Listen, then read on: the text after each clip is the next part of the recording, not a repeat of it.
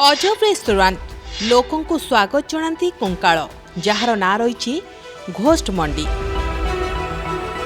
दुनिया रे एमती अनेक होटेल बा रेस्टोरेंट रही जोगुड़िक भिन्न भिन्न कारणरू परिचित। केउ रेस्टोरेंट रे जेल भली सजा होइथाय तो आउ केउठी रोबोट परसंती खाद्य। किंतु एमिति एक रेस्टोरेंट कथा सुनिछंती कि जोंठारे लोकंक स्वागत करिबाकू अपेक्षा करिथांती कंकाळ। केवल सेतिकी नुहे, खाद्य खाइबा समय मनरे छनका पशि थाए, लागे सते जेमिति केही जणे अदृश्य होई पाखरे बसिछि।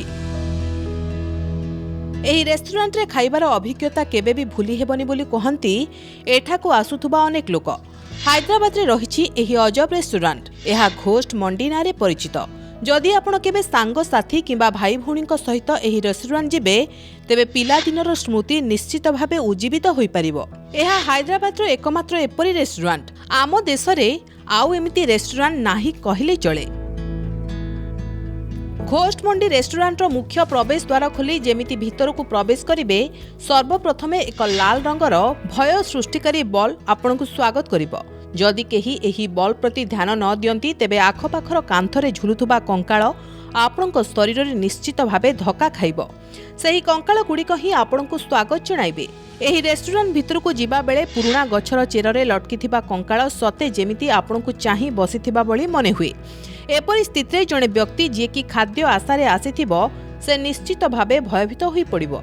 एठाकू खाइबाकू आसिथिबा लोकमानंक पई केवल चेयर टेबुल नुहे, पारंपरिक गदी एवं खटुलीर व्यवस्था मध्य करा जाइछि।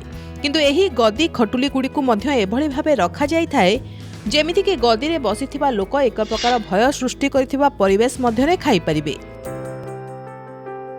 उदाहरण स्वरूप जेउ स्थान रे बसी आपण खाउथिबे ठीक सेही जगारे गोटिए खपुरी रखा जाइथिबो, नहेले खाद्य परिवेषण करुथुबा लोक कंकाळ बेसरे छिड़ा होइथिबो। सोफारे बसिथिबा बेले मन होई पारे गोटिए कटा हाथ जेपरी आपणक पाखरे हलचल हेउछि। छात उपरे कला रंगर छाया अपसरी जाउछि। ए विचित्र रेस्टोरेंट कथा जानिबा परे भाबुथिबे एठारे खाद्यर मूल्य बोधे बहुत अधिक होइथिबो, किंतु एही रेस्टोरेंट रे अल्प बजेट रे भल खाद्य उपलब्ध होइथाय।